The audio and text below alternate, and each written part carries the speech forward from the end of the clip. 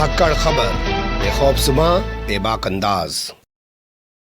धाकड़ खबर के news room से मैं आपके साथ हूं अकरम रईस खान। हाथ जोड़कर भीख मांगता हूं, माफ कर दीजिए डॉक्टर अय्यूब को। यह कहना है असदुद्दीन ओवैसी का। उत्तर प्रदेश के संत कबीर नगर में आयोजित एक जनसभा को संबोधित करते हुए असदुद्दीन ओवैसी ने लोगों से यह अपील की, गुजारिश की, कहा कि हाथ जोड़कर भीख मांग रहा हूं, माफ कर दीजिए डॉक्टर अय्यूब को। उनका वीडियो सामने आने के बाद कई सारे सवाल पैदा हो गए हैं। पहला सवाल तो यही कि हाथ जोड़कर भीख मांगने की जरूरत क्यों पड़ी। दूसरा सवाल ये कि आखिर वो किस लिए डॉक्टर अय्यूब को माफ करने की बात कर रहे हैं। डॉक्टर अय्यूब ने ऐसा कौन सा अपराध कर दिया है। तो तमाम चीजें बारी बारी से आपके सामने रखने की कोशिश करूंगा। सबसे पहले आपके सामने असदुद्दीन ओवैसी का वही दहाड़ता हुआ, गरजता हुआ भाषण, जोशीला भाषण रखने जा रहा हूं। से पहले सुन लीजिए। अगर आप ये समझेंगे नहीं वो बसपा है, वो सपा है, याद रखो ये आपने कहानी हमने बचपने में पढ़ी थी कि एक सांप के दो चेहरे होते, ये वही है ये लोग। एक था विधायक बीजेपी का, और आप जानते हैं कि शाही कला मदरसे के बारे में इन्होंने क्या किया था। बीजेपी में थे तो अखिलेश यादव ने कहा कि आजा मेरे पास एक वॉशिंग मशीन है, तुझे उसमें डालूंगा तो तू सेक्युलर हो जाएगा। वहां पर दौड़े और उनको टिकट दे दिया गया। बीजेपी ने किसी और को लाया है और बसपा ने किसी और को लाया है। याद रखो मेरी इस बात को, नुकसान हमको गैरों से ज्यादा अपनों से पहुंचा है। नुकसान हमको गैरों से ज्यादा अपनों से पहुंचा है। करबला की सरजमीन पर नवासे रसूल पर तलवार उठाने वाले कौन थे? टीपू सुल्तान से गद्दारी करने वाले कौन थे? आज फिर आ गए हैं कि डॉक्टर अय्यूब को रोका जाए। पहचानो इन गद्दारों को, पहचानो इन मुनाफिकीन को जो आपको तोड़ना चाहते हैं, जो आपकी आवाज को दबाना चाहते हैं। अगर डॉक्टर अय्यूब से किसी को शिकायत है, हो सकता है कि अकबर जानिब हो। डॉक्टर अय्यूब से किसी को शिकायत है तो मैं आज हाथ जोड़कर भीख मांगता हूं, माफ कर दो डॉक्टर अय्यूब को, माफ कर दो। डॉक्टर अय्यूब की अहमियत नहीं है, हमारी जिंदगियों की अहमियत नहीं है, जनता की अहमियत है, आपकी आवाज की अहमियत है। खलीलाबाद की जनता की आवाज अगर उत्तर प्रदेश के विधानसभा में गूंजेगी तो क्या सपा वाले उठाएंगे या बसपा वाले उठाएंगे? जो अभी तक विधायक नहीं बना बसपा वाला, मगर अहंकार में कह रहा है कि दौलत मेरे पास है, ये आपको फैसला करना है कि आप अपनी आवाज को कामयाब करेंगे या दौलत को कामयाब करेंगे। आज डॉक्टर अय्यूब का रिकॉर्ड आपके सामने है।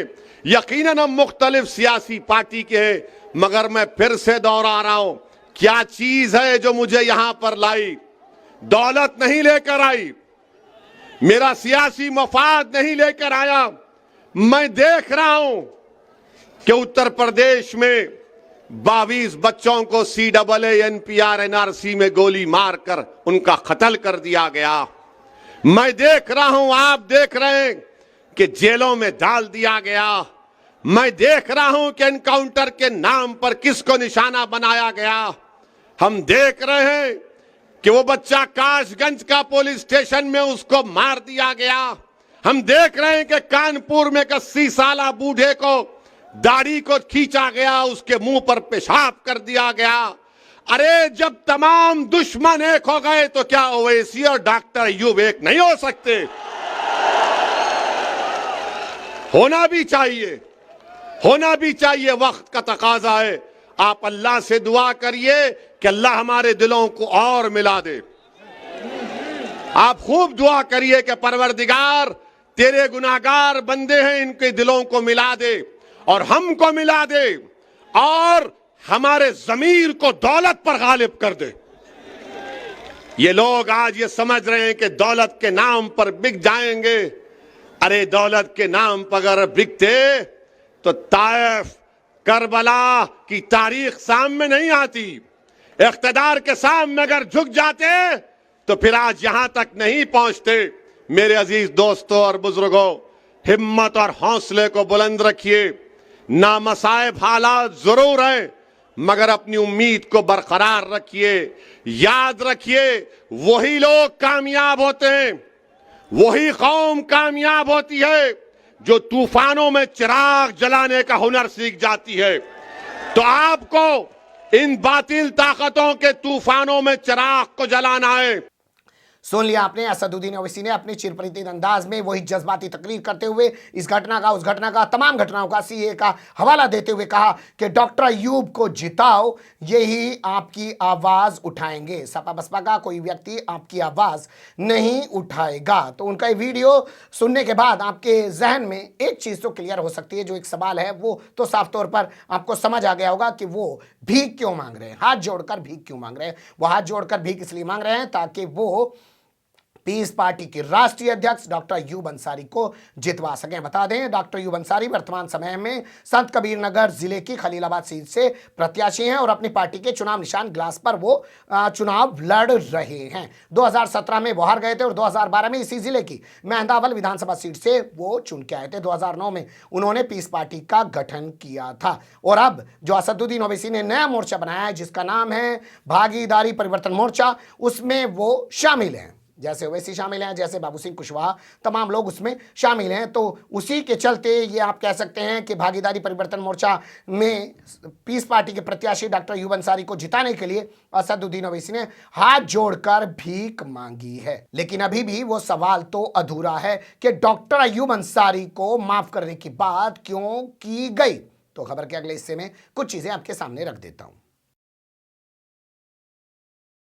देखिए, यहां पे दो घटनाओं का जिक्र मैं आपके सामने करने जा रहा हूं और दोनों घटनाएं डॉक्टर अय्यूब अंसारी से जुड़ी हुई हैं और 2017 के बाद ही दोनों घटनाएं सामने आई हैं। यानी कि जब आदित्यनाथ योगी सत्ता में बैठ गए, जब भगवा ब्रिगेड सत्ता में बैठ गया, उसके बाद डॉक्टर अय्यूब अंसारी के खिलाफ ये दोनों मामले दर्ज हुए हैं। हुआ ये था कि फरवरी 2017 की बात है जब लखनऊ के मंडियाव थाने के अंदर एक मुकदमा दर्ज किया गया रेप का। रेप के बाद हत्या का मुकदमा दर्ज किया गया डॉक्टर अय्यूब अंसारी के खिलाफ। आरोप लगाया गया कि उन्होंने संत कबीर नगर के मेहंदावल इलाके में रहने वाली, जब वहाँ विधानसभा चुनाव लड़ रहे थे, जीत गए थे, उस दौरान उनके संपर्क में आई एक लड़की जो पीस पार्टी की कार्यकर्ता भी थी, उसको डॉक्टर बनाने के एवज में उसका शारीरिक शोषण किया। 4 साल तक शारीरिक शोषण किया और उसके बाद जब वो लड़की उन पर दबाव बनाने लगी तो उसे गलत दवाइयाँ देकर उन्होंने उसकी किडनी फेल कर दी। बाद में उस लड़की की केजीएमयू में मौत हो गई। उसकी मां ने और भाई ने तमाम आरोप लगाते हुए डॉक्टर अय्यूब अंसारी के खिलाफ मुकदमा दर्ज कराया, जिसके बाद 23 मई 2017 को डॉक्टर अय्यूब अंसारी को गिरफ्तार कर लिया गया। तो शायद असदुद्दीन ओवैसी ये जो मुकदमा दर्ज हुआ, बलात्कार का आरोप लगा, इस वजह से कह रहे हैं कि इनको माफ कर दीजिए और इनको जो है भीख में वोट दे दीजिए।